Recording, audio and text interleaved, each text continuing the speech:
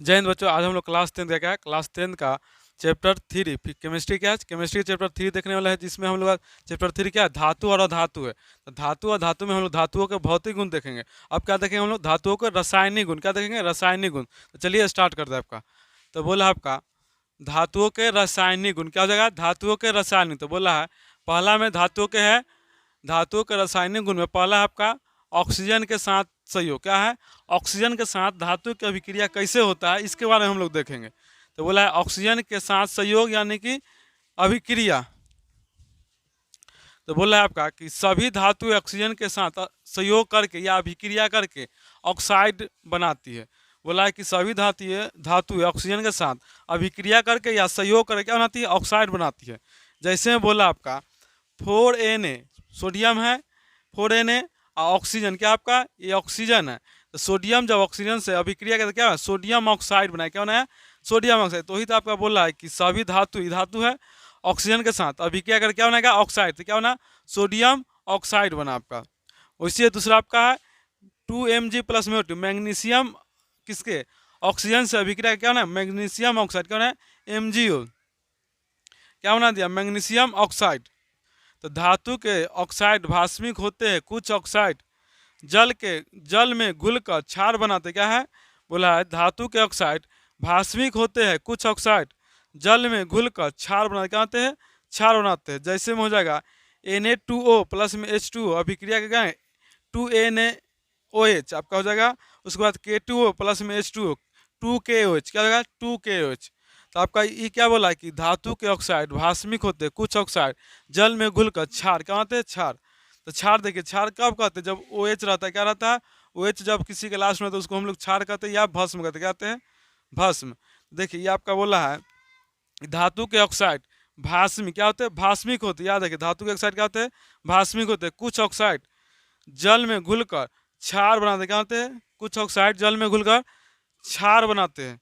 जैसे में देखिए सोडियम, ये आपका ऑक्साइड है, सोडियम ऑक्साइड जल के साथ अभिक्रिया करके क्या बनाया, सोडियम हाइड्रो ऑक्साइड। क्या है, सोडियम हाइड्रो जो कि क्षार है। क्या है, क्षार है। ये आपका K2 क्या है, K2O H2O प्लस में 2KOH क्या बनेगा, 2KOH आपका बोले पोटेशियम हाइड्रो ऑक्साइड। ये भी क्या आपका क्षार है। तो OH जहाँ दिखाई दे उसको क्षार या भस्म कहते हैं। ये O है ना, ये भी भास्मिक कहलाता है। कब, जब O लास्ट में रहता है तब। तो धातु का ऑक्साइड ऑक्सीजन से भी क्या बनता है, ऑक्साइड बनाते हैं। तो याद रखिए कि ऑक्सीजन के साथ जब धातु का अभिक्रिया होता है क्या बनते हैं, ऑक्साइड बनाते हैं। और कुछ ऑक्साइड क्या होते हैं, भास्मिक होते हैं, जो जल से अभिक्रिया कर क्या बनाते हैं, क्षार बनाते हैं। क्या बनते हैं, जो जो कुछ ऑक्साइड जल में घुल कर क्या क्षार बनाते हैं। और बोला है द्विधर्मी ऑक्साइड। क्या आपका, द्विधर्मी ऑक्साइड। तो वह ऑक्साइड क्या है, वह ऑक्साइड जिसमें अम्ल और भस्म दोनों के गुण होते हैं उसे क्या कहते हैं, द्विधर्मी ऑक्साइड। तो याद रखिए वह ऑक्साइड जिसमें अम्ल और भस्म दोनों के गुण होते हैं उसे हम लोग क्या कहते हैं, द्विधर्मी ऑक्साइड कहते हैं। तो जिसमें अम्ल और भस्म, बस इजी है, भस्म दोनों का गुण शामिल है उसे हम लोग क्या कहते हैं, द्विधर्मी ऑक्साइड। द्विधर्मी ऑक्साइड कहते हैं वह ऑक्साइड जिसमें अम्ल और भस्म दोनों के गुण शामिल हो चाहे उपस्थित हो उसे हम लोग क्या कहते हैं, द्विधर्मी ऑक्साइड। क्या कहते हैं, द्विधर्मी ऑक्साइड कहते हैं। जैसे हो जाए देखिए ZNO प्लस में Al2O3 PbO, ये क्या आपका द्विधर्मी ऑक्साइड है। बोला है ZNO क्या आपका, ZNO प्लस में 2HCl अभिक्रिया के ZnHCl2 प्लस में H2O क्या है, ZnCl2 प्लस में H2O। अब बोला है क्रियाशीलता क्रम। तो हो जाएगा Na, देखिए क्रियाशीलता Na अधिक क्रियाशील है मैग्नीशियम से, मैग्नीशियम अधिक क्रियाशील है जिंक से, जिंक अधिक क्रियाशील है कॉपर से, कॉपर अधिक क्रियाशील है सिल्वर से, सिल्वर अधिक क्रियाशील है सोना से। तो ये आपका क्रियाशीलता श्रेणी आप लिख सकते हैं ना। आपको बताया कि सोडियम मैग्नीशियम से अधिक क्रियाशील है ना, आपका सोडियम मैग्नीशियम से अधिक क्रियाशील है, मैग्नीशियम सोडियम से अधिक क्रियाशील है, पोटेशियम सोडियम धातु को केरोसिन तेल में डुबा कर रखा था, क्योंकि यह कमरे के ताप पर स्वतः आग पकड़ता है। याद रखिए, कमरे के ताप पर स्वयं आग कौन पकड़ता था? याद रखिए, सोडियम और पोटेशियम। सोडियम पोटेशियम धातु को ना केरोसिन तेल में डुबा कर रखा था, क्या कि इसको ना बाहर निकालने पर स्वयं आग पकड़ता है। और सोडियम अगर कम पर है ना, तो उसको ऊपर पानी मारी तो पानी से भी आग पकड़ता है सोडियम। तो सोडियम धातु को ना केरोसिन तेल के अंदर या पोटेशियम धातु को डुबा के रखा जाता है, क्या कि यह कमरे के ताप पर, मतलब कमरे के ताप पर इसे बाहर निकालते ही स्वयं आग पकड़ लेता है। लेकिन ये आपका था क्रियाशीलता श्रेणी, मतलब सोडियम मैग्नीशियम से अधिक क्रियाशील है, इससे भी अधिक है पोटेशियम क्रियाशीलता में। सोडियम इससे भी अधिक है, उसके ऊपर कैल्शियम भी इससे अधिक है, तो इससे दो ही अधिक है, कैल्शियम और पोटेशियम, दो चीज इससे अधिक क्रियाशीलता, तो उसके बाद सब इससे नीचे होता है। तो सोडियम मैग्नीशियम से अधिक क्रियाशील है, जिंक कॉपर से अधिक है, मैग्नीशियम जिंक से अधिक है, ये वाला कॉपर सिल्वर से अधिक है, सिल्वर क्या आपका सोना से अधिक है। तो ये आपका था क्रियाशीलता श्रेणी। इसको भाषा में कैसे लें, तो लिखेंगे कि सोडियम धातु क्या सोडियम धातु मैग्नीशियम धातु से अधिक क्रियाशील तत्व है, ऐसे लिखेंगे भाषा में आप। अब देखिए दूसरा आपका बोल रहा है जल के साथ अभिक्रिया। किसके साथ अभिक्रिया? तो जल के साथ। तो बोला विभिन्न धातु की जल के साथ अभिक्रिया भिन्न भिन्न वेग से होती। क्या है? विभिन्न धातुओं में ना जल के साथ अभिक्रिया भिन्न भिन्न वेग, मतलब विभिन्न धातु है ना, सभी धातु में जल के साथ अभिक्रिया एक समान नहीं होता। कोई ठंडे जल से अभिक्रिया करता, कोई ठंडे जल से अभिक्रिया नहीं करता, कोई जल से अभिक्रिया करवे नहीं करता। जैसे सोना है ना आपका, जल से अभिक्रिया नहीं करता। तो विभिन्न धातु की जल के साथ अभिक्रिया भिन्न भिन्न वेग से होती है। पहला है ठंडे जल के साथ अभिक्रिया। क्या देखें पहलू का? ठंडे जल के साथ अभिक्रिया। तो बोला है सोडियम पोटेशियम एवं कैल्शियम धातु ठंडे जल के साथ अभिक्रिया नहीं करती। बोला है कि ठंडे जल के साथ, तो सोडियम पोटेशियम एवं कैल्शियम धातु ठंडे जल के साथ अभिक्रिया नहीं करती है।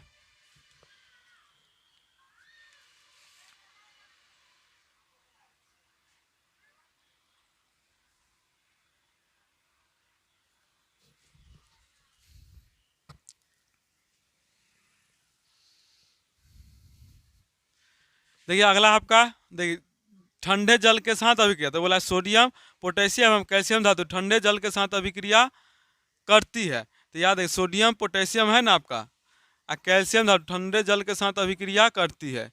तो याद है कौन से? तो सोडियम पोटेशियम और कैल्शियम धातु ठंडे जल के साथ अभिक्रिया करती है।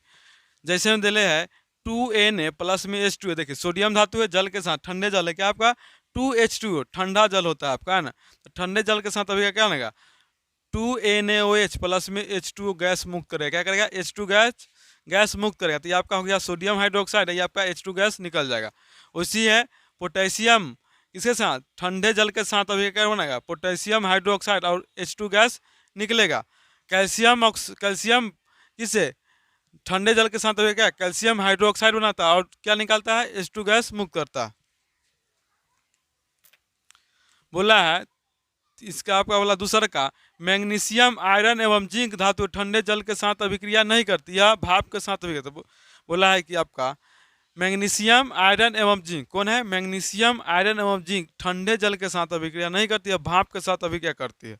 जैसे देखिए Mg प्लस में H2O, Mg प्लस में जल का भाप है, मतलब गर्म जल है। Mg प्लस में H2O, MgO प्लस में H2 गैस निकालेगा। जिंक भाप के साथ, जिंक जल के साथ क्या है? गर्म जल है, यानी कि भाप है। जिंक भाप के साथ अभी क्या है? ZnO प्लस में H2O।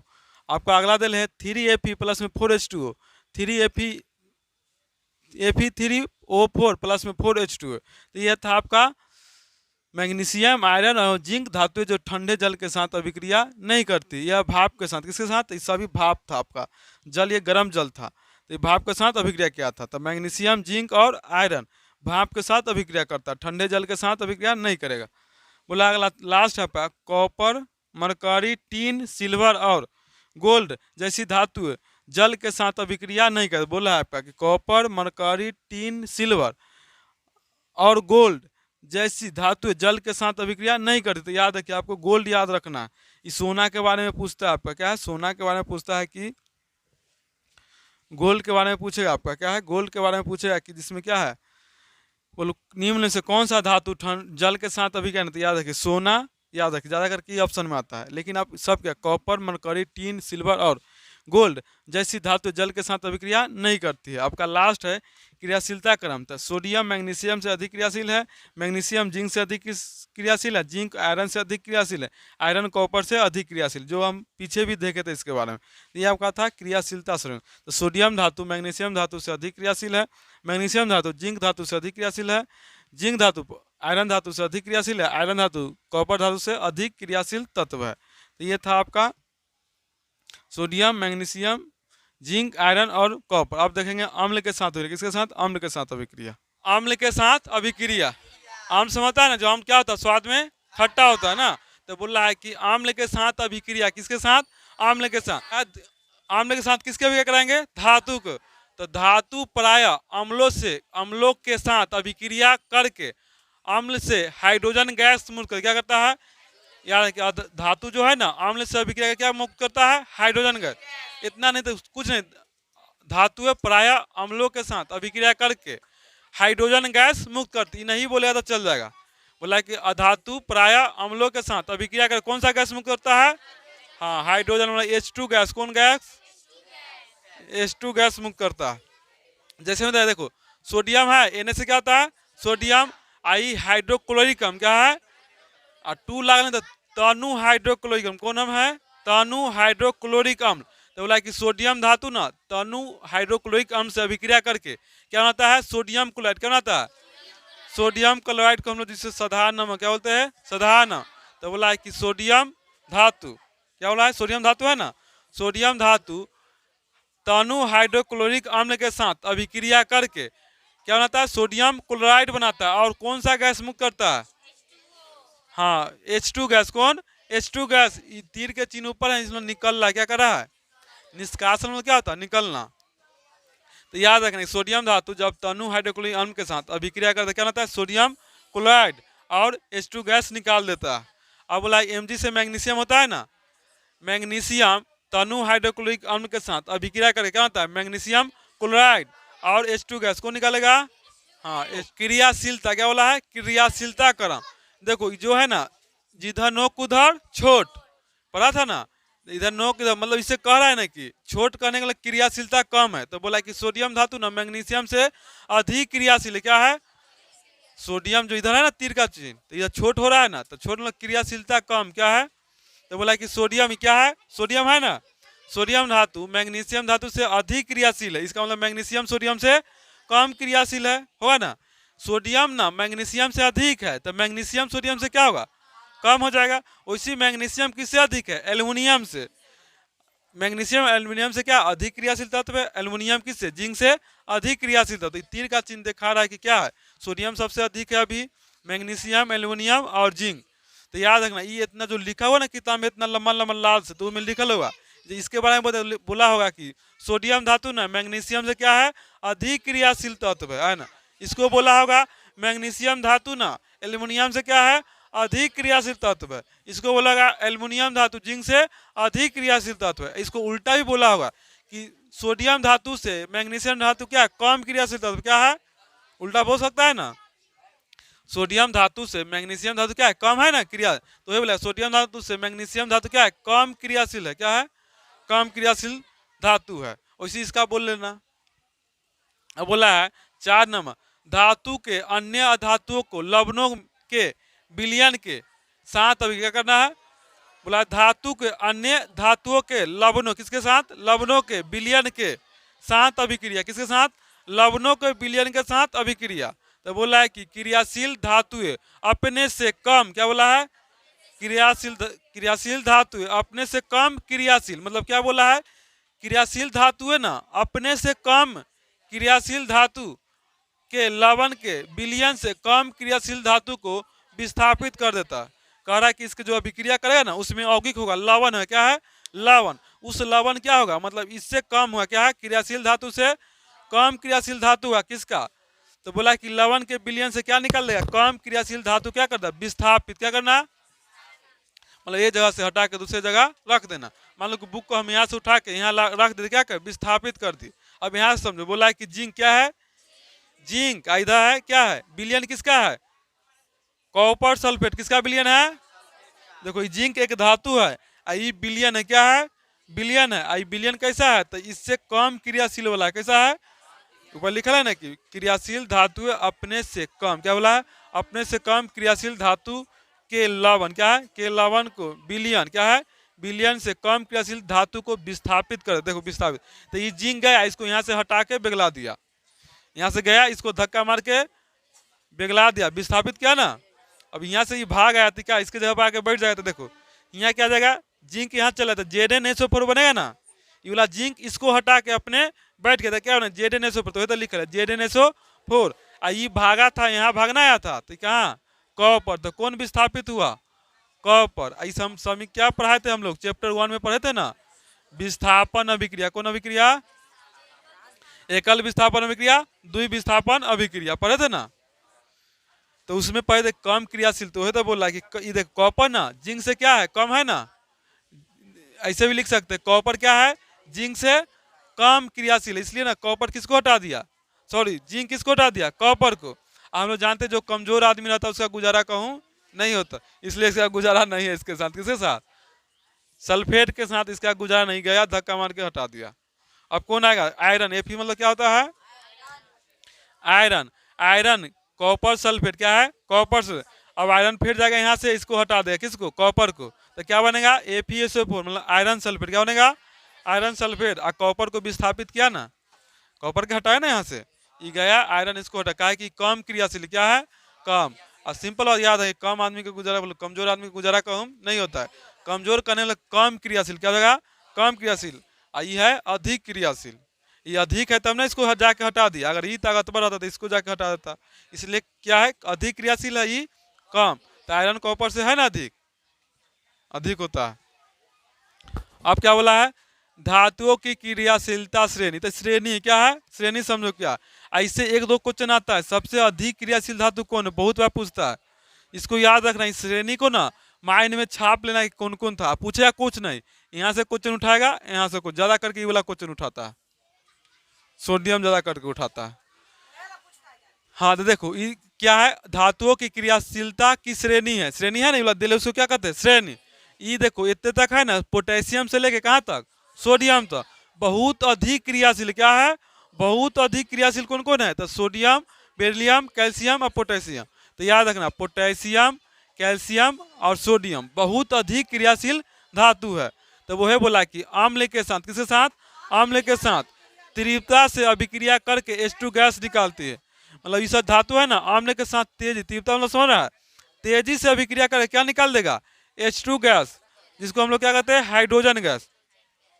तो बोला है कि पोटेशियम, बेरिलियम, कैल्शियम और सोडियम धातु ना अम्ल के साथ तीव्रता से, कैसे, तीव्रता से अभिक्रिया करके क्या निकलता है, H2 गैस। और जल के साथ भी तीव्रता से, जल के साथ भी तेजी से अभिक्रिया करता है।